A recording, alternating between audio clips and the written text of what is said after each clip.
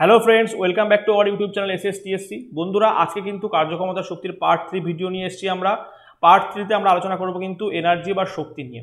এবং তোমাদেরকে দেখায় পুরো নোটটি, দেখো এনার্জির উপরে আমরা যে সমস্ত সিবিটি কোশ্চেনগুলোকে সলভ করার জন্য যে সমস্ত কনসেপ্ট বিল্ড আপের প্রয়োজন বা ম্যাথমেটিক্যাল প্রবলেম করতে গেলে যে সমস্ত ফর্মুলাগুলোর প্রয়োজন, সেগুলোকে কিভাবে সহজে মনে রাখবে, সেগুলো কীভাবে সহজ ট্রিক্স মনে করে তুমি মনে রাখবে এবং অ্যাপ্লাই করবে, সেগুলো কিন্তু প্রথমে ডিসকাশন করেছি। নেক্সট আমরা কিন্তু ইউথের বইয়ের যে সমস্ত previous year CBT question accumulated রয়েছে, সেখান থেকে কিন্তু যে সমস্ত কোশ্চেনগুলো করলে পুরো এন্টায়ার চ্যাপ্টারটাকে জাস্টিস করা যায়, এন্টায়ার চ্যাপ্টারটাকে করা যায়, সেগুলোকে নিয়ে আমরা আলোচনা করব। এবং সাথে সাথে কিন্তু যে ছোটো ছোটো অঙ্কগুলো আসে, ঠিক আছে, যেগুলো শিখতে গিয়ে তোমাদের কিন্তু বিভিন্ন ডিফিকাল্টিস ফেস করতে হচ্ছে, সেগুলো কিন্তু আমরা আলোচনা করব, একদম হাতে ধরে তোমাদেরকে শেখাবো, ঠিক আছে। এবং পার্ট 1 এবং পার্ট 2তে আমরা কি আলোচনা করেছিলাম সেটাও তোমাদেরকে একবার দেখিয়ে রাখি। দেখো, পার্ট 1-এ আমরা কার্য নিয়ে আলোচনা করেছিলাম এবং তার উপরে বেশ করে যে সমস্ত ঠিক একইভাবে এমসিকিউ ছিল, নিউমেরিক্যাল প্রবলেম ছিল, সেগুলো আলোচনা করেছি, ঠিক আছে। পার্ট 2তে আমরা আলোচনা করেছি ক্ষমতা নিয়ে, ঠিক আছে। ক্ষমতার উপরে দেখো, ক্ষমতার উপরে আলোচনা করেছি এবং ক্ষমতার উপরে যে সমস্ত এমসিকিউ বা সিবিটি কোশ্চেনগুলো আসে সেগুলোও কিন্তু আমরা আলোচনা করেছিলাম। তো এই ভিডিওগুলো যারা এখনো দেখোনি বা যারা দেখবে মনে করছো, তাদের জন্য কিন্তু এই ভিডিওর ডেসক্রিপশন বক্সে প্লেলিস্ট বা ভিডিওগুলো থাকবে, সেখান থেকে তোমরা চাইলে আগের ভিডিওগুলো দেখে নিতে পারো। কেন কি, যত ক্লাস আরও বেশি আপডেটেড হবে তত কিন্তু আগের কনসেপ্ট ছাড়া তুমি এগোতে পারবে না, ঠিক আছে। তাহলে শুরু করি। চলো, আজকের টপিক হচ্ছে শক্তি বা এনার্জি। কোনো বস্তুর কার্য করার সামর্থ্যকে তার শক্তি বলা হয়, ঠিক আছে। মনে রাখবে, কোনো বস্তুর কার্য করার সামর্থ্যকে শক্তি বলা হয় এবং কার্য করার হারকে কি বলা হয়? ক্ষমতা বলা হয়। W/T অর্থাৎ কার্য করার হার হয়ে গেল হচ্ছে ক্ষমতা এবং কার্য করার সামর্থ্যকে কি বলা হচ্ছে? শক্তি বলা হচ্ছে। তাহলে এই ব্যাপারটি তোমরা খেয়াল রাখবে এবং মনে রাখবে, কোনো বস্তু যে পরিমাণ কার্য করতে পারে তার পরিমাণই তার শক্তির পরিমাণ, এবং শক্তির একক এবং কার্যের একক হচ্ছে এক, ঠিক আছে। অর্থাৎ শক্তির একক যদি SI পদ্ধতিতে শক্তির একক যদি জুল হয়, তাহলে কার্যের একক জুল, ঠিক আছে। এবং SI পদ্ধতিতে কার্যের একক যদি জুল হয়, তাহলে শক্তির একক কিন্তু জুল হবে। ঠিক একই রকমভাবে CGS পদ্ধতিতে আমরা কি জানি? CGS পদ্ধতিতে কার্যের একক কি? CGS পদ্ধতিতে কার্যের একক হচ্ছে আর। সুতরাং CGS পদ্ধতিতে শক্তির একক কি হবে? শক্তির একক কিন্তু আর কি হবে। এবার চলে আসবো শক্তির বিভিন্ন রূপ। শক্তির বিভিন্ন রূপ হচ্ছে যান্ত্রিক শক্তি, আলোক শক্তি, ঠিক আছে, তাপ শক্তি, শব্দ শক্তি, চৌম্বক শক্তি, তড়িৎ শক্তি, রাসায়নিক শক্তি, পারমাণবিক শক্তি। তো এই চ্যাপ্টারে আমরা যেটা নিয়ে আলোচনা করব সেটা হচ্ছে মূলত যান্ত্রিক শক্তি বা মেকানিক্যাল এনার্জি, ঠিক আছে। যান্ত্রিক শক্তি বা মেকানিক্যাল এনার্জি নিয়ে আমরা আলোচনা করব। যান্ত্রিক শক্তি কাকে বলা হয়? কোনো বস্তু তার গতি, অবস্থা বা আকৃতির জন্য বা এই তিনটির জন্য কার্য করার যে সামর্থ্য অর্জন করে তাকে বলা হয় বস্তুটির যান্ত্রিক শক্তি। কোনো বস্তু তার গতি, অবস্থা বা আকৃতি বা এই তিনটির জন্যই কার্য করার যে সামর্থ্য লাভ করে তাকে বলা হয় কিন্তু যান্ত্রিক শক্তি, এবং যান্ত্রিক শক্তির ইংলিশ টার্ম কি? Mechanical energy. এবার যান্ত্রিক শক্তিকে দুভাগে ভাগ করা হয়, দেখো, গতিশক্তি বা কাইনেটিক এনার্জি এবং স্থিতিশক্তি বা পোটেনশিয়াল এনার্জি, ঠিক আছে। এবার গতিশক্তি কাকে বলা হয়? গতিশক্তি বলা হয় কোনো গতিশীল বস্তু তার গতির দরুন কার্য করার যে সামর্থ্য অর্জন করে তাকে বলা হয় গতিশক্তি, ঠিক আছে। ঠিক একই রকমভাবে চলে আসবো রৈখিক গতিশক্তির পরিমাপ নির্ণয় করব। রৈখিক গতিশক্তির পরিমাপ, দেখো এখানে তিনটে ফর্মুলা আছে, 1, 2, 3, ঠিক আছে। এই তিনটে ফর্মুলা আমাদের বিশেষভাবে মনে রাখতে হবে, পরে যখন নিউমেরিক্যাল প্রবলেম করব দেখবে এর অ্যাপ্লিকেশন রয়েছে, ঠিক আছে। এই ফর্মুলাগুলো সম্ভব হলে এখনই খাতায় নোট ডাউন করো। দেখো, এখানে আমি সবার আগে এই ফর্মুলাগুলো বলার আগে বলে দেখি, পি দিয়ে আমরা কাকে রিপ্রেজেন্ট করছি? পি দিয়ে আমরা প্রযুক্ত বলকে রিপ্রেজেন্ট করছি, এম দিয়ে আমরা বস্তুর ভরকে, এবং এ দিয়ে বস্তুর ত্বরণকে রিপ্রেজেন্ট করছি বা মন্দনকেও রিপ্রেজেন্ট করতে পারি। এবং ইউ হচ্ছে বস্তুটির প্রাথমিক বেগ এবং ভি হচ্ছে বস্তুটির অন্তিম বেগ।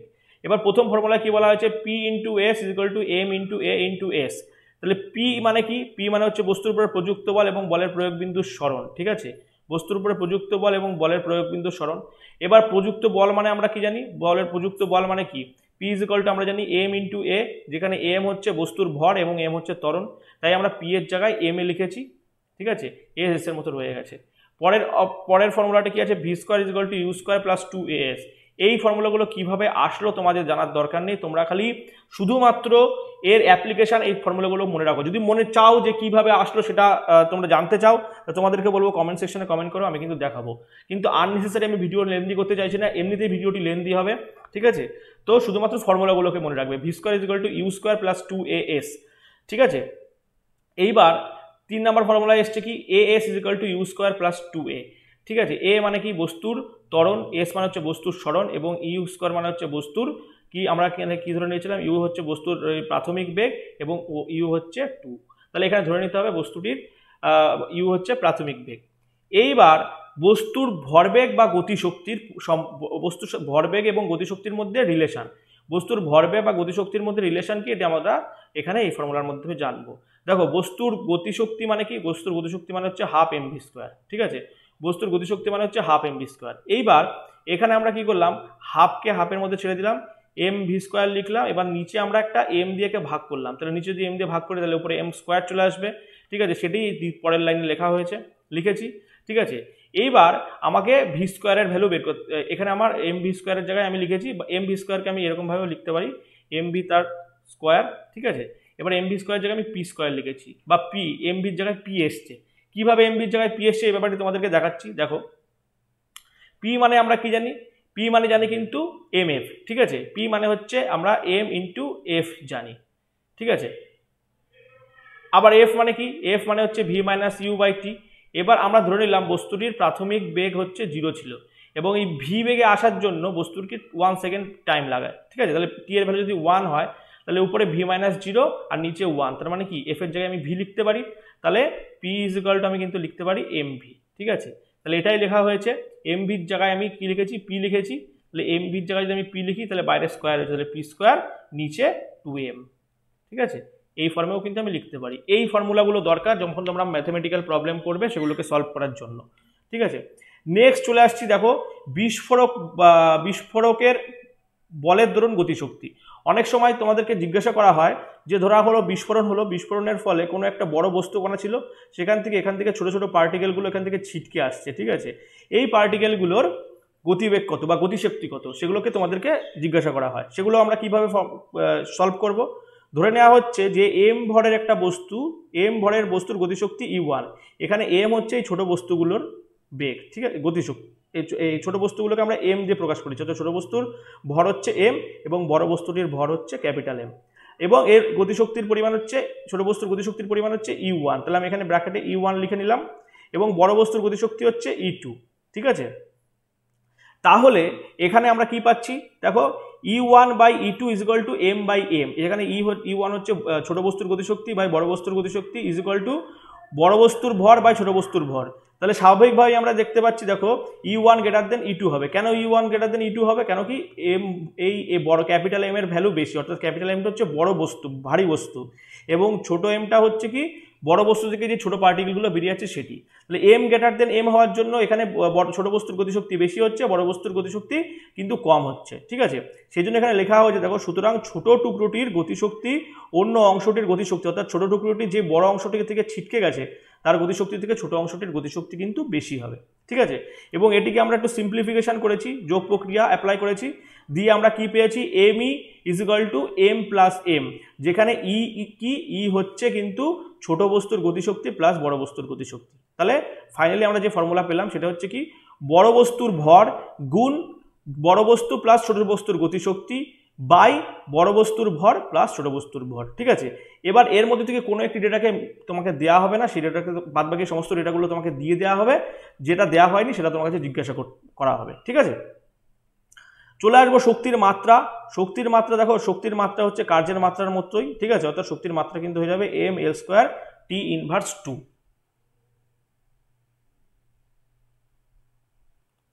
নেক্সট আমরা বন্ধুরা যে বিষয়টার উপর ফোকাস করব সেটা হচ্ছে শক্তির সংরক্ষণ সূত্র, ঠিক আছে, শক্তির সংরক্ষণ সূত্র। দেখো কি বলা হয়েছে, শক্তিকে সৃষ্টি করা যাবে না বা শক্তিকে ধ্বংস করাও যায় না। এই বিশ্বব্রহ্মাণ্ডে মোট শক্তির পরিমাণ সবসময় ধ্রুবক থাকে এবং শক্তিকে কেবলমাত্র এক রূপ থেকে অন্য রূপে রূপান্তরিত করা যায়। অর্থাৎ শক্তিকে আমরা ধ্বংস বা সৃষ্টি করতে পারবো না, শক্তিকে শুধুমাত্র একটা রূপ থেকে অন্য রূপে ট্রান্সফর্ম করব, ঠিক আছে। এটা হচ্ছে শক্তির সংরক্ষণ সূত্র।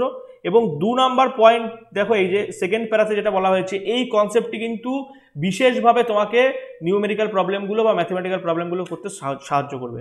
দেখো কি বলা হয়েছে, যখন কোনো বস্তুকে উল্লম্বভাবে উপর থেকে নিক্ষেপ করা হয় তখন বস্তুর স্থিতিশক্তি কমে এবং গতিশক্তি বাড়ে, ঠিক আছে, কিন্তু মোট শক্তি ধ্রুবক থাকে। ব্যাপারটি তোমাদেরকে একটু ছবি এঁকে দেখাই। ধরে নাও একটা বস্তু এই কন্ডিশন, এখান থেকে এই বস্তুটাকে ছেড়ে দেওয়া হলো, ঠিক আছে। এবার বস্তুটি আস্তে আস্তে নিচের দিকে ভূপৃষ্ঠের দিকে এগিয়ে আসছে, ঠিক আছে। এরকম একটি স্টেট পেলাম, বস্তুটি ভূপৃষ্ঠকে টাচ করার আগে তার মধ্যবর্তী এটি কন্ডিশন হচ্ছে এইটা, এবং এই কন্ডিশনে এসে বস্তুটি ভূপৃষ্ঠকে টাচ করেছে, ঠিক আছে, টাচ করেছে। তাহলে দেখো এই কন্ডিশনে বস্তুটির গতিশক্তির পরিমাণ শূন্য, তাহলে বস্তুর গতিশক্তির পরিমাণ শূন্য হলে পরে হাফ এমভি স্কোয়ারের মান শূন্য, ঠিক আছে। আমি ধরে নাও এখানে গতিশক্তিকে আমি এখানে জি দিয়ে প্রকাশ করছি, ঠিক আছে। তাহলে বস্তুর গতিশক্তির ভ্যালু 0 এবং স্থিতিশক্তির ভ্যালু কিন্তু কি হবে এম ইন্টু জি ইন্টু এইচ, যেখানে এম হচ্ছে বস্তুটির ভর, জি এর মান এখানে 9.8 ধরতে পারো বা 10ও ধরতে পারো, এবং এইচটি কি বস্তু গ্রাউন্ড থেকে যে উচ্চতায় রয়েছে, অর্থাৎ এই যে গ্রাউন্ড সারফেস থেকে যে উচ্চতায় রয়েছে সেটি কিন্তু হচ্ছে এইচ। যখন এই কন্ডিশনে রয়েছে তখন বস্তুটির, তাহলে আমরা এখানে দেখো বন্ধুরা বস্তুর গতিশক্তি প্লাস স্থিতিশক্তির ভ্যালু কি পেলাম mgh পেলাম। এইবার যখন বস্তুটি মিডল কন্ডিশনে রয়েছে তখন কি বস্তুটির স্থিতিশক্তি কিছুটা গতিশক্তিতে রূপান্তরিত হয়েছে এবং বস্তুটা কিছু পরিমাণ গতিশক্তি প্রাপ্ত হয়েছে। এই কন্ডিশনে বস্তুর মধ্যে মোট শক্তির পরিমাণ কি হবে হাফ এমভি স্কোয়ার, মানে বস্তুটির গতিশক্তি প্লাস বস্তুটির স্থিতিশক্তি mgh, এবং এই কন্ডিশনে এসে বস্তুটির এইচ এর ভ্যালু কি হবে, ঠিক আছে, এইখান থেকে এই যে এই ডিস্টেন্সটি এইটাই কিন্তু হবে বস্তুটির এইচ এর ভ্যালু। এবং যখন বস্তুটি এসে গ্রাউন্ডকে ফাইনালি সংস্পর্শ করছে তখন দেখো বস্তুটির গতিশক্তি কিন্তু আমরা পাবো, অর্থাৎ হাফ এমভি স্কোয়ারের ভ্যালুই কিন্তু পাবো, কিন্তু বস্তু স্থিতিশক্তি যেহেতু এইচ এর ভ্যালু 0 হবে, বস্তু স্থিতিশক্তির ভ্যালু কিন্তু 0 হয়ে যাবে, ঠিক আছে।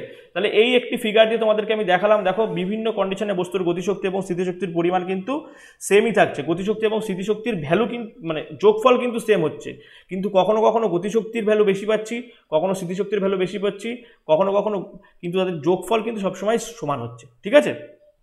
এই কনসেপ্টের উপর বেস করে কিন্তু পরবর্তী সময় আমরা এমসিকিউ সলভ করব।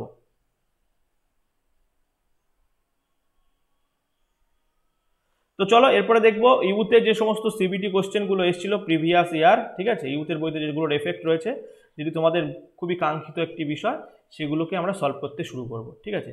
দেখো প্রথম কোশ্চেন কি বলা হয়েছে, যদি বায়ুর প্রতিরোধ নগণ্য হয়, ঠিক আছে, যদি বায়ুর মানে অ্যাটমসফিয়ারিক ফ্রিকশন যদি এয়ারের জন্য যে ফ্রিকশন সেটি যদি নেগলিজিবল হয়, তাহলে পরে কি হবে, মুক্তভাবে পতিত বস্তু স্থিতিশক্তি এবং গতিশক্তির যোগফল কি হবে।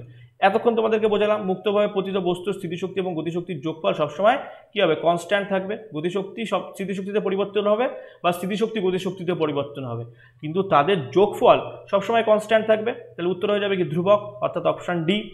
নেক্সট হচ্ছে উচ্চতা বৃদ্ধির সাথে নিম্নলিখিত গুলির মধ্যে কোন শক্তির বৃদ্ধি ঘটে। দেখো বন্ধুরা, যদি কোনো বস্তুর স্থিতিশক্তির ফর্মুলা কি এম ইন্টু জি ইন্টু এইচ, এইবার এইচ এর ভ্যালু যত বেশি হবে তত স্থিতিশক্তির ভ্যালু বেশি হবে, কেননা বস্তুর মাস স্থির এবং অভিকর্ষজ ত্বরণ জি এর মান স্থির অর্থাৎ কনস্ট্যান্ট। তাহলে এইচ এর ভ্যালু যত বেশি হবে তত স্থিতিশক্তির ভ্যালু বেশি হবে, এইচ এর ভ্যালু যত কম হবে তত স্থিতিশক্তির ভ্যালু কম হবে। তাহলে এই যে এক্সাম্পলগুলো দেওয়া হয়েছে সেই এক্সাম্পলগুলোতে কি উচ্চতা বৃদ্ধির সাথে শুধুমাত্র স্থিতিশক্তির ভ্যালুই বৃদ্ধি পাবে, অন্যান্যগুলোর কিছু সাথে কিন্তু হাইটের কোনো সম্পর্ক নেই। নেক্সট চলে আসবো কোশ্চেন নাম্বার 3। কোশ্চেন নাম্বার 3-এ বলা হয়েছে যে তুমি যখন একটি রাবারের ব্যান্ডকে টানবে তখন এতে সঞ্চিত কী ধরনের শক্তি হবে, ঠিক আছে। রাবারের ব্যান্ডকে যখন আমি টানবো তখন তার মধ্যে শক্তি স্থিতিশক্তি হিসাবে সঞ্চিত থাকবে। কোশ্চেন নাম্বার 4-এ চলে আসবো। কোশ্চেন নাম্বার 4-এ বলা হয়েছে কোন কণার গতিশক্তি সর্বোচ্চ। এর মধ্যে যে সমস্ত কণাগুলো দেওয়া হয়েছে তার মধ্যে কোন কণার গতিশক্তি সর্বোচ্চ আছে, তরলের কণা, প্লাজমার কণা, কঠিনের কণা এবং গ্যাসের কণা। তো তোমাদেরকে বলে রাখি গ্যাসের মলিকিউলগুলো সবসময় কি হয়, সবসময় কিন্তু ছুটে বেড়ায়, এদিক ওদিক ছুটে বেড়ায়, অর্থাৎ এর সবথেকে কিন্তু ভেলোসিটি বেশি হয়। গ্যাসের মলিকিউলগুলোর ভেলোসিটি সবথেকে, এই যে গিভেন যে আমার এক্সাম্পলগুলো রয়েছে তার মধ্যে গ্যাসের ভেলোসিটি সবথেকে বেশি। তাহলে তোমরা জানো কি যার ভেলোসিটি বেশি তার এমভি স্কয়ারের ভ্যালুও বেশি, তার অর্থাৎ তার গতিশক্তির ভ্যালুও বেশি। মনে রাখবে যার গতি বেশি তার গতিশক্তির ভ্যালু বেশি, যার গতি বেশি তার গতিশক্তির ভ্যালু বেশি। তাহলে এখানে যে আমার এক্সাম্পলগুলো দেওয়া হয়েছে তার মধ্যে গ্যাসের গতি বেশি, তার জন্য গ্যাসের গতিশক্তিও বেশি। তাহলে অপশান হয়ে যাবে অপশান ডি, কিন্তু উত্তর হয়ে যাবে, ঠিক আছে, অপশান ডি কিন্তু আমার উত্তর।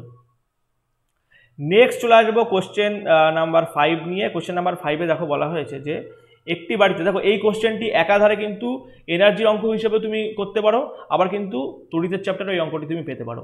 দেখো একটা বাড়িতে এক মাসে 900 ইন্টু 10⁶ জুল শক্তি খরচ হয়, তাহলে ওই শক্তি বিওটি ইউনিটে কত। তাহলে দেখো তোমাদেরকে আগে বিওটি ইউনিট কি বুঝতে হবে, ঠিক আছে।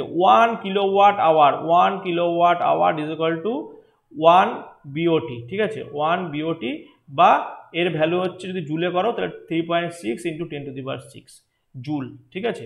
1 kilowatt hour is equal to 3.6 into 10⁶ joule বা 1 বিওটি।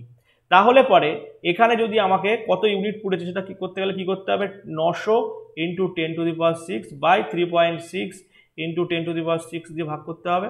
এবার 10⁶ ক্যান্সেল হয়ে গেল। এবার 3.6 দিয়ে 900কে ভাগ করো, উত্তর হয়ে যাবে কিন্তু 250। অর্থাৎ সেই বাড়িটি কিন্তু 250 ইউনিট ইলেকট্রিসিটি কনজিউম করছে। ঠিক আছে বন্ধুরা, কেমন লাগছে অবশ্যই কমেন্ট সেকশনে কমেন্ট করো। কিভাবে আরও সুন্দরভাবে কন্টেন্ট এর মধ্যে ইনক্লুড করা যায়, ঠিক আছে, বা অন্য কোনো টপিক যদি তোমরা চাও সেটাও কমেন্ট সেকশনে কমেন্ট করে জানাও। তোমাদের ভালো লাগলে পরে অবশ্যই লাইক করো, তোমাদের লাইক কিন্তু বিশেষভাবে মোটিভেট দেয়। আমি প্রতিটা ভিডিওতে বলি তোমাদের লাইক কিন্তু বিশেষভাবে মোটিভেশন দেয় যে আমাকে নতুন নতুন ভিডিও নিয়ে আসার জন্য। ঠিক আছে, এবং কমেন্ট করো যে তোমরা কি ভিডিও চাইছো আমার কাছ থেকে, তোমাদের যদি কোনো ইনফরমেশন থাকে সেটাও শেয়ার করো, তাহলে কি আমি সেই জিনিসটা তোমাদের সাথে ভাগ করে নেবো, সেই জিনিসগুলো আরও সুন্দরভাবে তুলে তোমাদের সামনে আমি রিপ্রেজেন্ট করতে পারবো। তো চলো চলে আসবো কোশ্চেন নাম্বার 6-এ। কোশ্চেন নাম্বার 6-এ দেখো বলা হয়েছে নিম্নলিখিতগুলির মধ্যে কোন ধরনের শক্তি সবসময় ধনাত্মক হয়। আমার অপশান আছে স্থির শক্তি, গতিশক্তি, স্থিতিশক্তি, অভিকর্ষীয় শক্তি। তো দেখো এক একটা করে এক্সাম্পল দেখাই। অভিকর্ষীয় শক্তি কি? অভিকর্ষীয় শক্তি হচ্ছে যখন কোনো বস্তুকে তুমি ভূপৃষ্ঠ থেকে উপরের দিকে তুলবে, ঠিক আছে, তখন কি হবে, বলের বিরুদ্ধে কার্য হবে। যখন বলের বিরুদ্ধে কার্য হবে তখন অভিকর্ষীয় ত্বরণ বা জি এর ভ্যালু বা অভিকর্ষীয় শক্তির ভ্যালু কি হবে, মাইনাসে চলে আসবে কিন্তু। ঠিক আছে, তাহলে এর ভ্যালু কিন্তু মাইনাসে আসতে পারে, সবসময় পজিটিভ আসবে এরকম কোনো ব্যাপার না।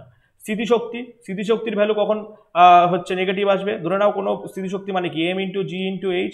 এবার জি এর মান যদি নেগেটিভ হয়, ঠিক আছে, অর্থাৎ অভিকর্ষীয় ত্বরণের মান যদি নেগেটিভ হয় তাহলে স্থিতিশক্তিও নেগেটিভ হতে পারে। গতিশক্তি মানে কি? গতিশক্তি মানে হচ্ছে হাফ এম ভি স্কোয়ার। তাহলে দেখো কোনো বন্ধুরা যদি কোনো বেগ মাইনাসও হয় তাহলে তার স্কোয়ার যখন আমরা করবো তখন সেটা আমরা প্লাসে পাবো। তাহলে গতিশক্তি কিন্তু সবসময়ই ধনাত্মক হবে, গতিশক্তি কিন্তু কখনো নেগেটিভ হয় না, গতিশক্তি সবসময় কিন্তু ধনাত্মক হয়। নেক্সট চলে আসবো কোশ্চেন নাম্বার 7। কোশ্চেন নাম্বার 7-এ বলা হয়েছে, দেখো কি বলা হয়েছে, নিম্নলিখিত উল্লেখযোগ্য কার্যকলাপগুলির মধ্যে কোনটি স্থিতিশক্তি গতিশক্তিতে রূপান্তরিত হবার উদাহরণ। ঠিক আছে, স্থিতিশক্তি গতিশক্তিতে রূপান্তরিত হওয়ার খুব কমন এক্সাম্পল হচ্ছে পেন্ডুলামের দোলন। যখন একটা পেন্ডুলাম, ধরে নাও এরকম একটি পেন্ডুলাম আছে, ঠিক আছে, এই পেন্ডুলামটি এরকমভাবেই তো দুলতে থাকে। তাহলে যখন এই পেন্ডুলামটি এক্সট্রিম কন্ডিশনে যায় এই সময় কিন্তু পেন্ডুলামটির, ঠিক আছে, কি হয়, বস্তুর স্থিতিশক্তির পরিমাণ কি হয়, এম ইন্টু জি ইন্টু এইচ। ঠিক আছে, এই সময় স্থিতিশক্তির পরিমাণ ম্যাক্সিমাম থাকে এবং যখন এই কন্ডিশনে থাকে তখন এর ভেলোসিটি থাকে ম্যাক্সিমাম, তার ফলে কি হয়, এর গতিশক্তি ম্যাক্সিমাম থাকে। ঠিক আছে, আবার এই কন্ডিশনেও কিন্তু বস্তুর স্থিতিশক্তির পরিমাণ সব থেকে বেশি থাকে। অর্থাৎ যখন পেন্ডুলামটি মিন পজিশনে থাকে, অর্থাৎ মিডিল পজিশনে থাকে, তখন হচ্ছে কি তার ভেলোসিটি ম্যাক্সিমাম, এবং যখন এক্সট্রিম এন্ড কন্ডিশনে থাকে তখন কিন্তু কি হয়, তার ভেলোসিটি 0 হয়। ঠিক আছে, এই জিনিসগুলোকে শুদ্ধভাবে মনে রাখবে। তাহলে উত্তর কি হবে, একটু পেন্ডুলামের দোলন। নেক্সট চলে আসবো কোশ্চেন নাম্বার 8। কোশ্চেন নাম্বার 8-এ দেখো কি বলা হয়েছে, যে যান্ত্রিক শক্তি, গতিশক্তির এবং কোন শক্তির যোগফল। যান্ত্রিক শক্তি মানে মেকানিক্যাল এনার্জি। মেকানিক্যাল এনার্জি কার সামেশন, মেকানিক্যাল এনার্জিকে আমি এমই লিখলাম। Mechanical energy is equal two কিন্তু কাইনেটিক এনার্জি বা গতিশক্তি প্লাস স্থিতিশক্তি বা পোটেনশিয়াল এনার্জি পিই, এর যোগফল কিন্তু মেকানিক্যাল এনার্জি। অর্থাৎ mechanical energy is equal two kinetic energy plus potential energy. অর্থাৎ যান্ত্রিক শক্তি সমান সমান গতিশক্তি প্লাস স্থিতিশক্তি। তাহলে এখানে কি উত্তর হবে, উত্তর হবে কিন্তু অপশান সি, অর্থাৎ স্থিতিশক্তি কিন্তু উত্তর হবে। নেক্সট চলে আসবো কোশ্চেন নাম্বার 9। বলা হয়েছে নিম্নলিখিত উদাহরণগুলির মধ্যে কোনটি স্থিতিশক্তির উদাহরণ না। ঠিক আছে, তাহলে দেখো বন্ধুরা, এর মধ্যে বহমান জলধারা, ঠিক আছে, এই যে বহমান জলধারার কি থাকছে, বেগ থাকছে বা ভেলোসিটি থাকছে। যার বেগ থাকবে তার কোন শক্তি আমরা পাবো, তার কিন্তু আমরা গতিশক্তি পাবো। সেই জন্য বহমান জলধারা কিন্তু একটি স্থিতিশক্তির উদাহরণ না, এটা কিন্তু একটি গতিশক্তির উদাহরণ। বাদবাকি সংকুচিত স্প্রিং, উচ্ছিত হাতুড়ি, বাঁধে জমা জল সবগুলো কিন্তু স্থিতিশক্তির এক্সাম্পল। নেক্সট চলে আসবো কোশ্চেন নাম্বার 10। কোশ্চেন নাম্বার 10-এ ম্যাথমেটিক্যাল প্রবলেম রয়েছে। 8 কেজি ওজনের একটি বল এবং 3 কেজি ওজনের বল, অ্যালুমিনিয়াম। 8 কেজি ওজনের বলটি হচ্ছে আয়রন এবং 3 কেজি ওজনের বলটি হচ্ছে অ্যালুমিনিয়াম। এই দুটোকে 20 মিটার উচ্চতা থেকে ফেলে দেওয়া হয়েছে। ঠিক আছে, যখন দুটি বল ভূপৃষ্ঠ থেকে 10 মিটার উচ্চতায় থাকবে তখন নিম্নলিখিত উপাদানগুলির মধ্যে কোনটি দুটি ধাতব বলের ক্ষেত্রে সমান হবে। বলা হয়েছে, দেখো একবার কোশ্চেনটি তোমাদেরকে বুঝিয়ে বলি, যে একটা 8 কেজি ওজনের বল আছে, যে বলটি আয়রন বল, এবং একটি 3 কেজি ওজনের বল আছে, যে বলটি হচ্ছে অ্যালুমিনিয়ামের বল, এবং দুটোকেই 20 মিটার উচ্চতা থেকে ছেড়ে দেওয়া হয়েছে। দুটি বলে যখন ভূপৃষ্ঠ থেকে 10 মিটার উচ্চতায় আছে, ঠিক আছে, তখন দুটোর মধ্যে কোনটি, মানে এই যে আমার যে এক্সাম্পলগুলো দেওয়া রয়েছে, গতিশক্তি, ত্বরণ, স্থিতিশক্তি, ভরবেগ, এর মধ্যে কোনটা সেম হবে। তো দেখো বন্ধুরা, এই কোশ্চেনটা জানতে গেলে সবার আগে আমাকে বেগ বের করতে হবে। কেন বেগ বের করতে হবে? দেখো এখানে বস্তুর গতিশক্তি মানে কি হাফ এমভি স্কোয়ার, ত্বরণ মানে কি বস্তুর ত্বরণ মানে হচ্ছে ভি মাইনাস ইউ বাই টি, স্থিতিশক্তির ক্ষেত্রে এম জি, যেখানে বেগের দরকার নেই, ভরবেগের ক্ষেত্রে আমার বেগ জানতে হবে। সুতরাং সবার প্রথমে আমি বেগ বের করব, ঠিক আছে। এবং তোমাদেরকে বলে রাখি দুটো বস্তুরই বেগ যা আমরা বের করবো সেটা সেম হবে। কেন কেন সেম হবে তোমাদেরকে দেখাচ্ছি। দেখো বেগ মানে তোমাদেরকে একটু আগে একটা ফর্মুলা দেখিয়েছিলাম, ঠিক আছে। দেখো ফর্মুলাটা একটু ভালো করে তোমরা দেখে নাও, ঠিক আছে। 2 নাম্বার ফর্মুলা এটি, ঠিক আছে। অর্থাৎ V square is equal to U square plus 2as, ঠিক আছে। এই ফর্মুলা তোমাদেরকে বলেছিলাম যে এই ফর্মুলাটার কিন্তু অ্যাপ্লিকেশন রয়েছে। দেখো এবার তোমাদেরকে দেখাচ্ছি। দেখো V square is equal to, আমি এখানে লিখলাম V square is equal two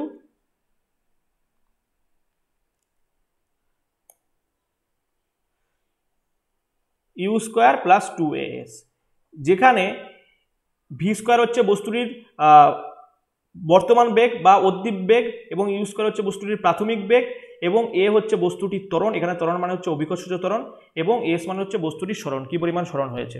তাহলে দেখে নাও বস্তুটি ধরে নাও 20 মিটার হাইটে ছিল, ঠিক আছে। ভূপৃষ্ঠ থেকে বস্তুটির হাইট ছিল 20।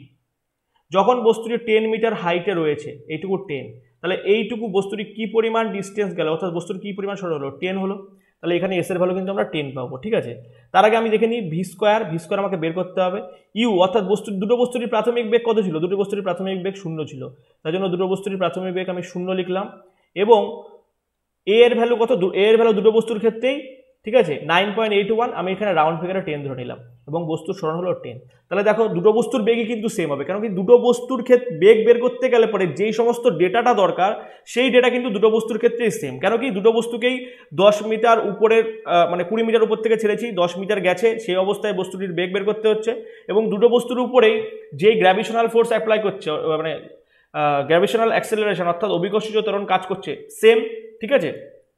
এটা এস হবে, ঠিক আছে, সেটা সেম, অর্থাৎ এ এর ভ্যালু দুটোর ক্ষেত্রে সেম হবে, ঠিক আছে, এবং সরণের ভ্যালু সেম। সুতরাং দুটো বস্তুর গতিশক্তি সেম হবে, অর্থাৎ V square is equal to কী হবে, এখানে দুটো 10 আছে, তার মানে একটা 10 বেরোবে, ভি ইজ ইকুয়াল টু কি 10√2, ঠিক আছে। যখন আমরা স্কোয়ার টাকা তুললাম তখন দুটো 10 থেকে একটা 10 আসলো, আর 2 এর মাথায় রুট বসে গেল।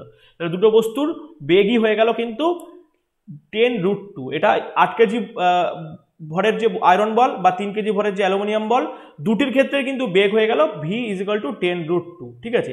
এবার চলো আমরা প্রবলেমটা সলভ করবো। দেখো গতিশক্তি, দুটো বস্তু যদি বেগ সেম হয় তাহলে যে ভারী বস্তু তার হচ্ছে গতিশক্তি বেশি হবে, সুতরাং এই অপশানটি হবে না।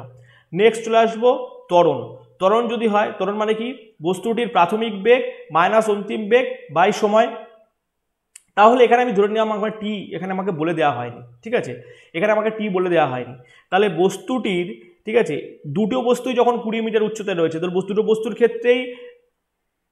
বস্তুর ক্ষেত্রেই হচ্ছে আমার প্রাথমিক যে বেগ ছিল সেটা 0, এবং 20 মিটার হাইটে এসে দুটো বস্তুর ক্ষেত্রেই কি হচ্ছে, দুটো বস্তুর ক্ষেত্রেই বেগ হচ্ছে সেম।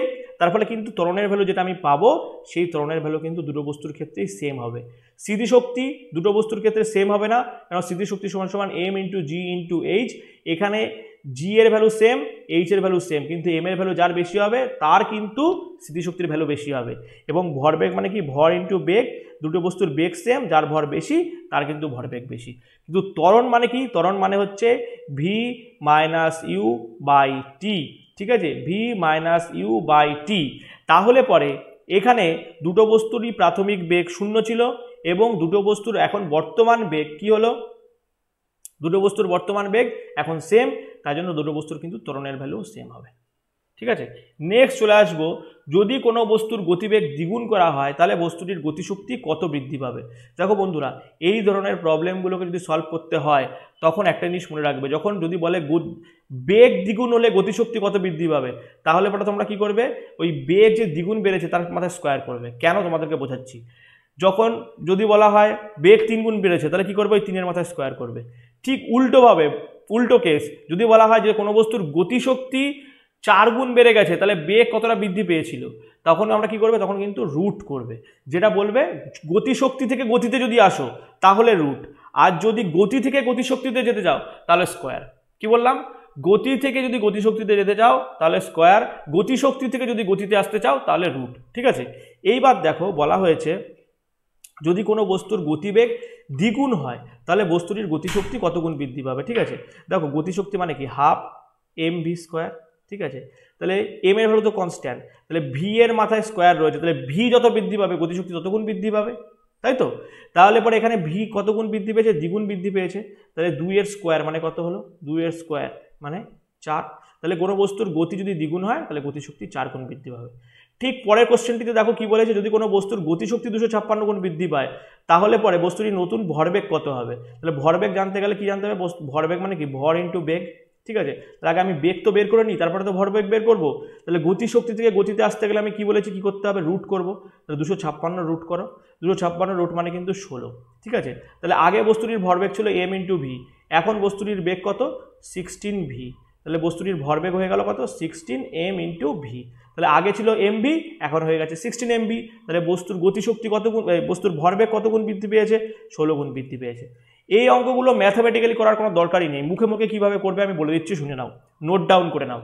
যদি বলে হয় যে কোনো বস্তুর বেগ দ্বিগুণ বৃদ্ধি পেয়েছে তাহলে ভরবেগ কত গুণ বৃদ্ধি পাবে। ঠিক আছে, বা কোনো বস্তুর বেগ 3 গুণ বৃদ্ধি পেয়েছে ভরবেগ কত গুণ বৃদ্ধি পাবে, বা কোনো বস্তুর বেগ 4 গুণ বৃদ্ধি পেয়েছে ভরবেগ কত গুণ বৃদ্ধি পাবে, এই ধরনের প্রবলেমগুলো এইভাবে সলভ করবে।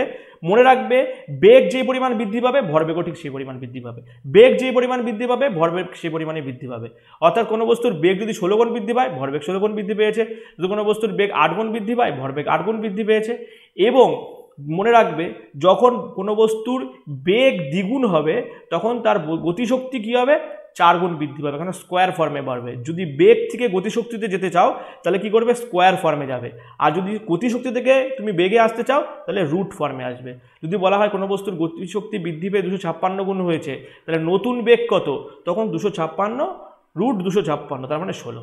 ঠিক আছে, আশা করি ব্যাপারটি ভালো লেগেছে। তো বন্ধুরা কেমন লাগছে অবশ্যই লাইক, ঠিক আছে, ভালো লাগলে কিন্তু অবশ্যই লাইক মাস্ট, লাইক করতে হবে, কারণ তোমাদের লাইক আমাকে নতুন নতুনভাবে ভিডিও নিয়ে আসার জন্য কিন্তু মোটিভেট করে। বারবারই বলছি, ভালো লাগলে অবশ্যই লাইক করো, বন্ধুদের মধ্যে শেয়ার করো, চ্যানেলে নতুন আসলে অবশ্যই চ্যানেলটিকে সাবস্ক্রাইব করো। চলে আসবো কোশ্চেন নাম্বার 13 নিয়ে। কোশ্চেন নাম্বার 13তে কী বলা হয়েছে দেখে নাও। বলা হয়েছে একই গতিশক্তি সম্পন্ন একটা 5 কেজি ভরের, আচ্ছা, একই গতি সম্পন্ন একটি 5 কেজি এবং একটি 10 কেজি ভরের দুটি ইস্পাত বলের মধ্যে কার গতিবেগ বেশি হবে। ঠিক আছে, তার কার গতি বেশি হবে। তো দেখো এই প্রবলেমগুলো আমরা কিভাবে সলভ করব। ঠিক আছে, ধরে নাও বস্তুর গতিশক্তি কত, বস্তুর গতিশক্তি মানে হচ্ছে হাফ এমভি স্কোয়ার, বস্তুর গতিশক্তি মানে হচ্ছে হাফ এমভি স্কোয়ার। এখানে এম এর ভ্যালু কত, প্রথম বস্তুর এম এর ভ্যালু 5 লিখলাম, এবং প্রথম বস্তুর আমি ধরে নিচ্ছি প্রথম বস্তুর হচ্ছে বেগ হচ্ছে v1, এবং দ্বিতীয় বস্তুর গতিশক্তি কী হবে, হাফ এমভি তার স্কোয়ার। তার মানে দ্বিতীয় বস্তুর ভর কত আছে, দ্বিতীয় বস্তুর ভর আছে 10, এবং বেগ দেওয়া নেই, আমি ধরে নিচ্ছি বেগ v2। এখানে v1 তার স্কোয়ার করলাম, v2 তার স্কোয়ার করলাম, তাহলে হাফ হাফ কেটে গেল দুপাশ থেকে, 5 দিয়ে 10কে কাটলে 2, তাহলে v1 ইজ ইকুয়াল টু, কিন্তু আমি কি লিখতে পারি, v1 ইজ ইকুয়াল টু কিন্তু √2 v2 লিখতে পারি, লিখলাম। তাহলে দেখো v1 কে যদি আমার পেতে হয় তাহলে কি করতে হবে, v2 কে √2 দিয়ে গুণ করতে হবে। তাহলে দেখো এখান থেকে আমি বুঝতেই পারছি v1 is greater than v2। ঠিক আছে, তাহলে যেই বস্তুর ভর কম সেই বস্তুর বেগ বেশি। কি বললাম, যেই বস্তুর ভর কম সেই বস্তুর বেগ বেশি হবে। ঠিক আছে, তাহলে একই গতিশক্তি সম্পন্ন যদি দুটি বস্তু থাকে তাহলে হালকা বস্তুর বেগ বেশি, ভারী বস্তুর বেগ কম। তাহলে উত্তর কি হবে, অপশান বি, অর্থাৎ 5 কেজি ভরের ইস্পাত বলটির বেগ বেশি হবে। কোশ্চেনটি এরকমভাবে আসতে পারতো, একটি ভারী বস্তু একটি হালকা বস্তু, কোন বস্তুর দুটো বস্তুর গতিশক্তি সমান, তাহলে কোন বস্তুর বেগ বেশি, তাহলে হালকা বস্তুর বেগ বেশি।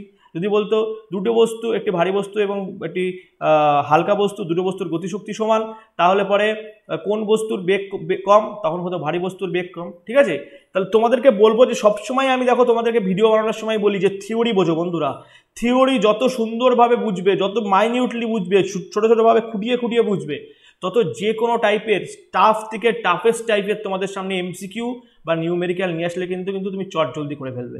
আর যদি তুমি তোমার উদ্দেশ্য হয় শুধুমাত্র এমসিকিউ কালেকশন করে মুখস্থ করা, তাহলে কিন্তু বন্ধুরা তুমি তোমার এমসিকিউকে মাথায় বোঝা তৈরি করছো, ঠিক আছে? তুমি কিন্তু বুঝছো না এই জিনিসটা তোমার মাথায় বোঝা হচ্ছে। একটা সময় পরে কিন্তু তুমি এই সমস্ত এমসিকিউগুলোকে যদি তুমি রেডি করে পরীক্ষা হলে রিপ্রেজেন্ট না করতে পারো, তাহলে কিন্তু তুমি অ্যাজ এক্সপেক্টেড রেজাল্ট পাবে না, মানে যেরকম পরিশ্রম করছো সেরকম ফল পাবে না।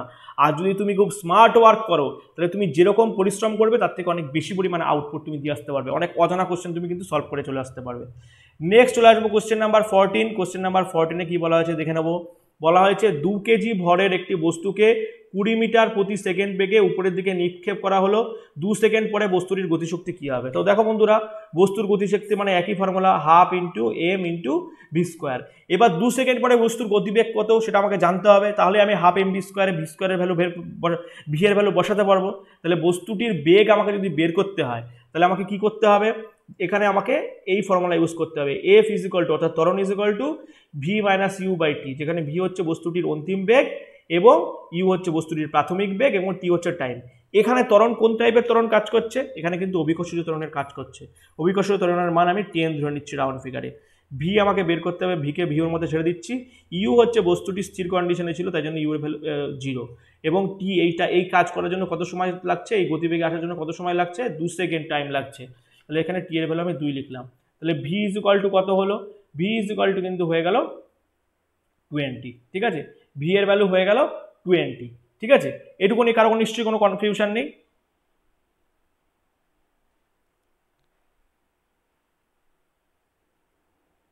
আচ্ছা বন্ধুরা, এই জায়গাটা একটু আমাদের ঠিক করতে হবে, ঠিক আছে? এই জায়গাটা একটু ঠিক করে নাও।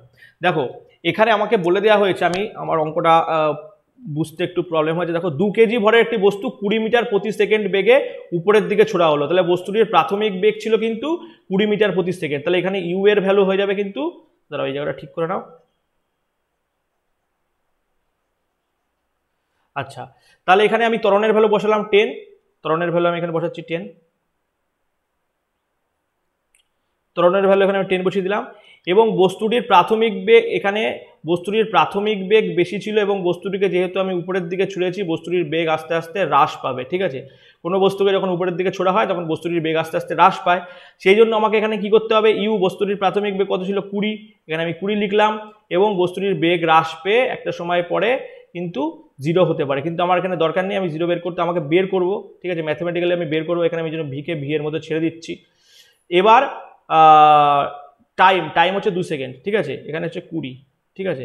তাহলে এখান থেকে আমি কি পেলাম দেখো, ভি ইজ ইকুয়াল টু, ঠিক আছে, minus V is equal two,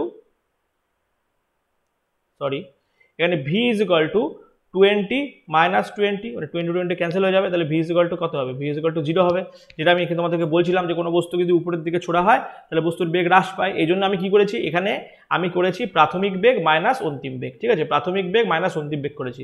তাহলে 2 সেকেন্ড পরে বস্তুটির গতিবেগ কি হয়েছে? বস্তুর গতিবেগ 0 হয়েছে। তাহলে গতিবেগ যদি 0 হয় তাহলে ভি এর ভ্যালু 0 হয়েছে। ভি এর ভ্যালু 0 হওয়া মানে কি এই টোটালটার ভ্যালু 0, তাহলে উত্তর হবে কিন্তু 0 জুল, ঠিক আছে? আরও একবার বলি, দেখো কনফিউশনের কোনো জায়গা নেই। কোনো একটা বস্তু প্রথমে 20 মিটার প্রতি সেকেন্ডে উপরের দিকে নিক্ষেপ করা হয়েছিল, তাহলে বস্তুটির প্রাথমিক বেগ কি ইউ এবং বস্তুটির অন্তিম বেগ কত সেটা আমি জানি না, আমাকে বের করতে হবে।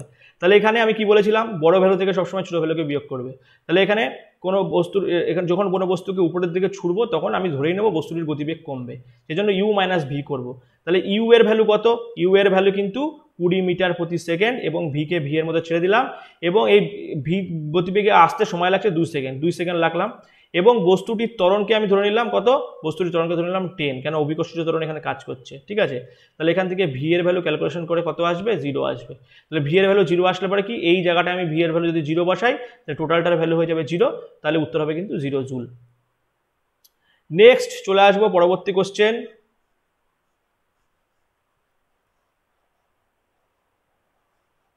দেখো পরবর্তী কোশ্চেন নাম্বার 22, ঠিক আছে? কোশ্চেন নাম্বার 22-এ বলা হয়েছে যে 12 কেজি ভরের একটি বস্তু 5 মিটার প্রতি সেকেন্ড বেগে ধাবমান। ভালো কথা, তাহলে বস্তুটির গতিশক্তি নির্ণয় করো।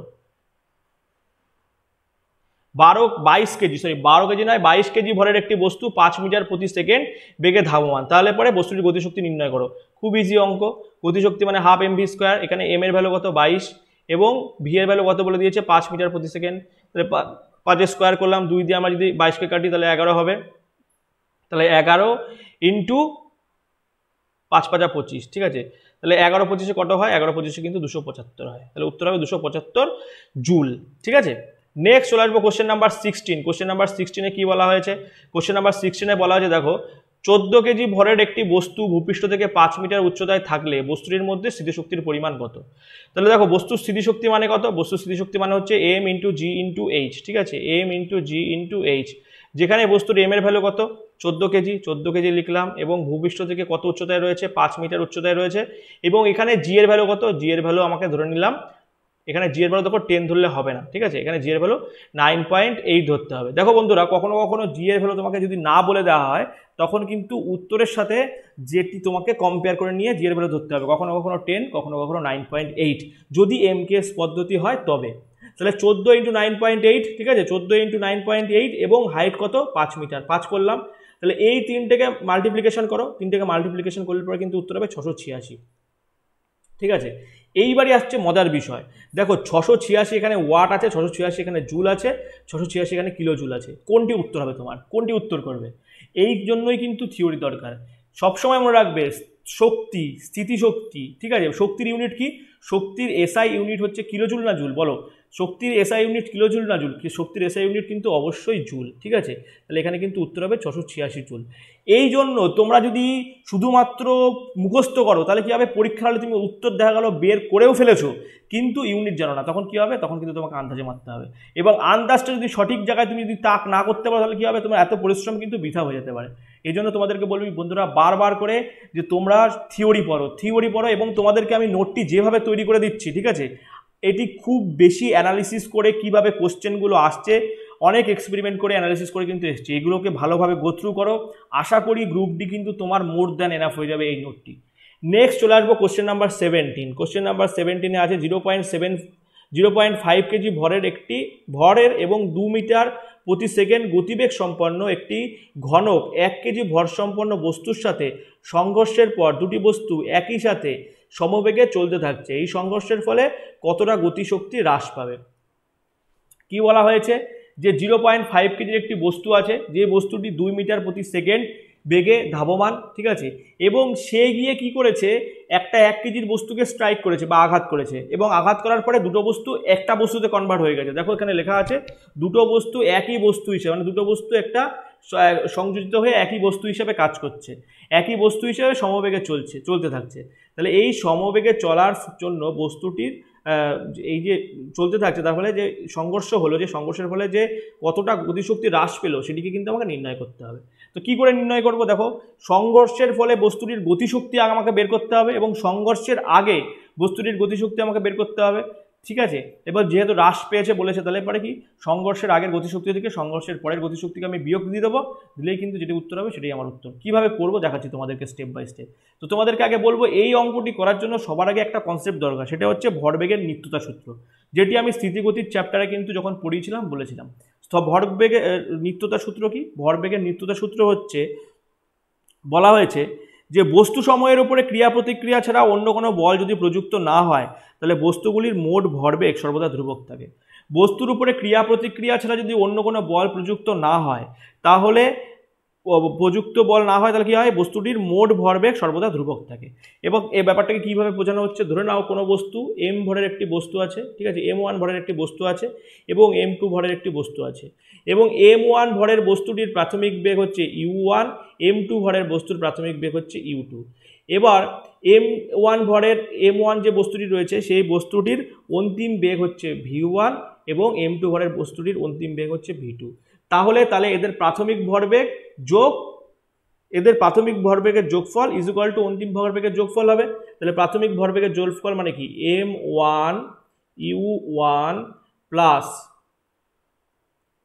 m2 u2 is equal two m1 v1 plus m2 v2, ঠিক আছে। এটি হচ্ছে আমাকে ভরবেগের যে নিত্যতা সূত্র বা law of conservation of momentum, এখান থেকে আমরা এটা পাই। তাহলে এখানে জাস্ট আমি ভ্যালুগুলো পুট করব। দেখো বস্তুটি এই যে দ্বিতীয় বস্তুটি কি হচ্ছে ইনিশিয়ালি স্থির কন্ডিশনে ছিল, তাহলে স্থির কন্ডিশনে থাকলে তার ভেলোসিটিও 0 ছিল, তাহলে এইটুকু পোর্শনের ভ্যালু কিন্তু 0 হয়ে যাবে, তাহলে এইটুকু পোর্শনকে আমি এলিমিনেট করে দিচ্ছি, ঠিক আছে। এবং এইখানে দেখো এইখানে দুটো বস্তু কি হচ্ছে, দুটো বস্তু একই বস্তু হিসাবে একই মোশন নিয়ে চলছে সংঘর্ষের পরে, তাই জন্য আমি এখানে কি লিখলাম m1 প্লাস m2, এবং এই দুটো গতিবেগ অর্থাৎ v1 প্লাস v2কে আমি ভি ফর্মে লিখে দিলাম, ঠিক আছে। এইবার এখানে দেখো v2 কি, এখানে কি ছিল m1 প্লাস u1, তাহলে প্রথম বস্তু এবং প্রথম বস্তুর প্রারম্ভিক বেগ, প্রথম বস্তু কত, প্রথম বস্তুর ভর হচ্ছে 0.5 এবং প্রথম বস্তুর প্রারম্ভিক বেগ কত, প্রথম বস্তুর প্রারম্ভিক বেগ ছিল 2 মিটার প্রতি সেকেন্ড, তাহলে 0.5কে যদি 2 দিয়ে গুণ করো তাহলে এটার ভ্যালু হয়ে যাবে 1, অর্থাৎ বাঁ দিকের ভ্যালু চলে আসলো কিন্তু 1। এবার ডান দিকের ভ্যালু এইখানে আমরা কাজ করব, দেখো m1 এর ভ্যালু হচ্ছে 0.5 বসাচ্ছি এবং m2 এর ভ্যালু কত, m2 এর ভ্যালু হচ্ছে 1 কেজি, তাহলে 1 কেজি 0.5 প্লাস 1 মানে কত হয়ে গেল 1.5 কেজি, এবং এর বেগ কত ভি আমাকে বের করতে হবে, ঠিক আছে। তাহলে দেখো বন্ধুরা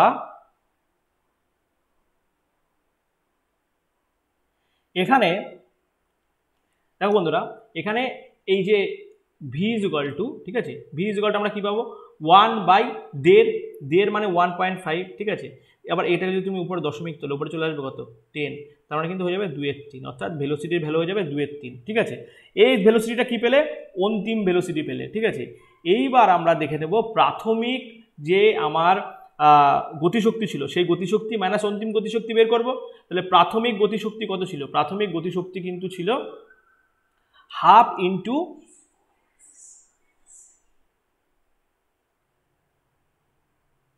দেখো প্রাথমিক গতিশক্তি কত ছিল, প্রাথমিক আমরা বস্তুটির ভর কত ধরে নিয়েছিলাম m1, ঠিক আছে, তাহলে হাফ ইন্টু m, এবার বস্তুটির ভর হচ্ছে 0.5 আমরা বসিয়ে দিলাম একবারে 0.5, এবং ভি স্কোয়ার প্রাথমিক বেগ কত ছিল 2 তার স্কোয়ার মাইনাস অফ কত করব, মাইনাস হচ্ছে হাফ ইন্টু এখনকার বেগ কত, এখনকার বেগ হয়ে যাচ্ছে কিন্তু 2/3, ঠিক আছে। এবং এখন দুটো বস্তুর মিলিত ভর বেগ কত, মিলিত ভর কত 0.5 ইন্টু 1 মানে 1.5 মানে কত 2/3, 1.5 ধরো 1.5 যদি আমরা করি তাহলে পরে 1.5 মানে হয়ে যাচ্ছে 3/2, ঠিক আছে। 1.5 মানে হচ্ছে 3/2, এখানে আমরা 3/2 লিখলাম, আর এখানে আমার বেগ হচ্ছে 2/3 তার স্কোয়ার। এবার এইটাকে তোমরা ক্যালকুলেশন করো, ঠিক আছে, এটাকে ক্যালকুলেশন করলে তোমাদের সামনে দেখবে উত্তর কত আসে, ঠিক আছে। উত্তর কিন্তু আসবে 0.67 জুল, ঠিক আছে। এই পোর্শনটাকে ক্যালকুলেশন করো, অর্থাৎ এখান থেকে দেখো হাফ কমন চলে আসবে 0.5 ইন্টু 2 তার স্কোয়ার, আর এখান থেকে দেখো 3/2 আর 2/3, ঠিক আছে। এখান থেকে তোমরা ক্যালকুলেশন করলে কিন্তু আসবে 0.67 জুল, ঠিক আছে, 0.67 জুল। তাহলে উত্তর হবে কিন্তু 0.67 জুল। কেন 0.67 জুল হবে, কেননা এখানে গতিশক্তি অবশ্যই জুলে আসবে, ঠিক আছে। নেক্সট চলে আসবো কোশ্চেন নাম্বার 18। কোশ্চেন নাম্বার 18 কি বলা হয়েছে, কোশ্চেন নাম্বার 18 বলা হয়েছে, দেখো বলা হয়েছে যে 12 কেজি ভরের একটি বস্তুকে ভূপৃষ্ঠ থেকে কত উচ্চতায় তোলা হলে বস্তুটির মধ্যে 600 জুল স্থিতিশক্তি সঞ্চিত হবে, ঠিক আছে। তাহলে এখানে স্থিতিশক্তির ভ্যালু বলে দেওয়া হয়েছে, স্থিতিশক্তির ভ্যালু এখানে 600 লিখলাম, এবং বস্তুর ভর হচ্ছে 12 বলে দেওয়া হয়েছে, এবং বস্তুর ভর বলে দেওয়া হয়েছে 12, এবং জি এর ভ্যালু আমি কত বের, জি এর ভ্যালু আমি ধরে নিলাম এখানে 10, ঠিক আছে। তাহলে এখান থেকে এইচ বের করতে হবে, তাহলে 12 দিয়ে যদি তুমি কাটো একে উত্তর হবে এখানে 50, আর 10 দিয়ে কাটলে উত্তর হবে 5, তাহলে 5 মিটার হাইটে যদি তুমি তোলো তাহলে কিন্তু বস্তুটির স্থিতিশক্তির পরিমাণ হবে 600 জুল। নেক্সট চলে আসবো, দেখো রিকয়েল অফ গানের একটি অঙ্ক আছে, ঠিক আছে। এখানে বলা হয়েছে যে একটি 40 গ্রাম ভরের একটি বুলেট 3 কেজি ভরের একটি বন্দুক থেকে অনুভূমিকভাবে 180 মিটার প্রতি সেকেন্ড বেগে নিক্ষেপ করা হলে বন্দুকের পশ্চাৎপসরণ কী হবে। এটিও আমি কিন্তু স্থিতিগতির চ্যাপ্টারে এই অঙ্কটি করিয়েছি, দেখো কীভাবে করবে, ঠিক আছে। ধরে নাও যে বন্দুক থেকে যে গুলি বেরোচ্ছে তার ভর m1, এবং বন্দুক থেকে যে গুলি বেরোচ্ছে সেই গুলিটির বেগ হচ্ছে v1 ইজ ইকুয়াল টু বন্দুকের ভর, যেটাকে আমি ক্যাপিটাল M লিখছি, এবং বন্দুকটি যে রিকয়েল হবে অর্থাৎ বন্দুকটি যে পিছনের দিকে ফিরে আসবে তার ভেলোসিটিকে আমি v2 লিখছি, অর্থাৎ v2কে আমাকে এখানে বের করতে হবে, ঠিক আছে। তাহলে কিছুই না, এখানে আমাকে দেখতে হবে 40 গ্রাম আছে, 40 গ্রাম বুলেটটার ভর হচ্ছে 40 গ্রাম, তাহলে 40 গ্রামকে আমি কি করব, 40 গ্রামকে কিন্তু আমি কেজিতে কনভার্ট করব, অর্থাৎ 1000 দিয়ে ভাগ করে নিলাম, ঠিক আছে। এইবার V1 এর ভ্যালু কত আছে, V1 বুলেটটি 180 মিটার প্রতি সেকেন্ড বেগে ধাবমান, তাহলে 180 লিখলাম। এবার এখানে আমি কি করব, আমার V2 বের করতে হবে। V2 বের করতে গেলে এখানে এমটা 1/m হিসেবে নিচে চলে আসবে, ঠিক আছে। অর্থাৎ দেখো তোমাদেরকে দেখাচ্ছি, যে V2 করতে হতো তাহলে আমাকে এখানে কী করতে হবে, m ইন্টু V1/V2 করতাম তো, তাই সেজন্য আমি V2কে এখানে যদি নিচে লিখি তাহলে V2টা উল্টে যাবে। তাহলে V2 কত আছে এখানে, এখানে এমটা নিচে চলে আসবে, তাহলে এমটা উল্টে যাবে।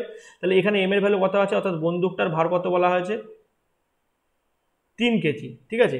তাহলে বন্দুকটির ভর হয়ে যাচ্ছে কিন্তু 3 কেজি। তাহলে আমি এখানে একবারে লিখছি 40 ইন্টু 180/1000 ইন্টু 3, যেখানে এম হচ্ছে 40 আর ভি হচ্ছে 180, V1 হচ্ছে 180 এবং বন্দুকটির ভর হচ্ছে 3 কেজি, ঠিক আছে। এবার বন্ধুরা দেখো এখান থেকে আমরা ক্যালকুলেশন করছি, উপরে আছে 40, ঠিক আছে। তাহলে এই শূন্য কাটলাম, তাহলে এটা ক্যান্সেল হয়ে গেল, ঠিক আছে। 3 দিয়ে যদি আমি 18কে কাটি তাহলে হবে 6, তাহলে উপরে পড়ে থাকলো 24, নিচে থাকলো 10, তার মানে 2.4। তাহলে recoil velocity of the gun হবে 2.4 এবং এটি মাইনাসে হবে, কেন কি গুলি যেদিকে যাচ্ছে বন্দুকটি তার পিছনের দিকে ছুটে আসছে, তাই জন্য গুলিটাকে যদি আমি পজিটিভ ধরি তাহলে বন্দুকের রিকয়েলটা কিন্তু মাইনাস হবে, ঠিক আছে। অর্থাৎ কোশ্চেন নাম্বার 19-এর উত্তর হবে -2.4 মিটার সেকেন্ড ইনভার্স। নেক্সট হচ্ছে কোশ্চেন নাম্বার 20। 2 কেজি ভরের একটি বস্তু পৃথিবী পৃষ্ঠকে স্পর্শ করার পূর্ব মুহূর্তে বস্তুটির গতিশক্তির পরিমাণ ছিল 400 জুল, তবে বস্তুটি কত উচ্চতা থেকে পৃথিবী পৃষ্ঠে পড়েছে, ঠিক আছে। তাহলে দেখো এখানে বলা হয়েছে, আমরা জানি বস্তুটির হচ্ছে আমরা total energy is equal to কি, kinetic energy plus potential energy, ঠিক আছে। টোটাল এনার্জি সমান সমান কি, kinetic energy plus potential energy, যার মধ্যে আমাকে কাইনেটিক এনার্জি বলে দিয়েছে, ঠিক আছে। এবার দেখো বন্ধুরা, তোমাদেরকে আমি যখন বলেছিলাম যখন কোনো একটা বল উপর থেকে নিচের দিকে পড়ে, তখন সে গ্রাউন্ডকে টাচ করবে, যখন এই গ্রাউন্ডকে টাচ করবে তখন তার কি হবে, কাইনেটিক এনার্জি ম্যাক্সিমাম, ঠিক আছে। কাইনেটিক এনার্জি ম্যাক্সিমাম হবে, কারণ পোটেনশিয়াল এনার্জিটা কনভার্ট হয়ে কাইনেটিক এনার্জি হবে, ঠিক আছে। তাহলে এই কাইনেটিক এনার্জি কি, বস্তুটি যখন ধরো এরকম কন্ডিশনে ছিল, তখন যখন গ্রাউন্ডে ও টাচ করলো, তার মানে কি এই স্মৃতিশক্তিটা কনভার্ট হয়ে এখানকার কাইনেটিক এনার্জিতে কনভার্ট হলো। তাহলে এখানে যে কাইনেটিক এনার্জি পাচ্ছি সেটা কি, সেটি বস্তুর ইনিশিয়াল কন্ডিশনের স্মৃতিশক্তি। তাহলে আমি এখান থেকে লিখতে পারি mgh is equal two kinetic energy, এখনকার কাইনেটিক এনার্জি, ঠিক আছে। এই অবস্থার স্মৃতিশক্তি সমান সমান এখনকার কাইনেটিক এনার্জি। তাহলে পরে এখানে দেখো এম এর ভ্যালু কত বলে দেওয়া হয়েছে, এম এর ভ্যালু বলে দেওয়া হয়েছে 2 কেজি, বস্তুর জি এর ভ্যালু আমি ধরে নিলাম 10, এবং যেহেতু অভিকর্ষীয় ত্বরণের মান 10 আমি ধরে নিতেই পারি, ঠিক আছে। 9.8কে আমি রাউন্ড ফিগারে 10 ধরেছি, এবং এইচ আমাকে বের করতে হবে, এবং কাইনেটিক এনার্জি কত আছে, কাইনেটিক এনার্জি আছে 400 জুল, ঠিক আছে, লিখলাম 400 জুল। এবার আমি সিম্পলি কাটাকাটি করবো, এখান থেকে 400কে একটা শূন্যকে কেটে দিলাম, আর এখান থেকে 2 দিয়ে 40কে কাটলে হচ্ছে 20। তাহলে বস্তুটিকে 20 মিটার হাইটে নিয়ে যাওয়া হয়েছিল, যার জন্য বস্তুটি যখন ভূপৃষ্ঠকে হিট করছে তখন তার কাইনেটিক এনার্জির ভ্যালু হচ্ছে 400 জুল। তো বন্ধুরা, কেমন লাগলো ভিডিও অবশ্যই কমেন্ট করে জানিও, যদি কোনো জায়গায় বুঝতে অসুবিধা থাকে কমেন্ট সেকশনে কমেন্ট করো, ঠিক আছে। এবং নতুন নতুন তোমরা কি ভিডিও চাও সেটাও কিন্তু কমেন্ট সেকশনে কমেন্ট করো, ঠিক আছে। এবং যদি এই সমস্ত কোশ্চেনগুলো তোমরা চাও তাহলে পরে আমি বলবো আমার টেলিগ্রাম চ্যানেলে জয়েন হয়ে যাও, সেখানে কিন্তু আমি কোশ্চেনগুলোকে প্রোভাইড করবো। থ্যাঙ্কস ফর ওয়াচিং, সকলে ভালো থাকো, খুব তাড়াতাড়ি পরের ভিডিও নিয়ে তোমাদের সাথে দেখা হচ্ছে, ততক্ষণ সকলে ভালো থাকো।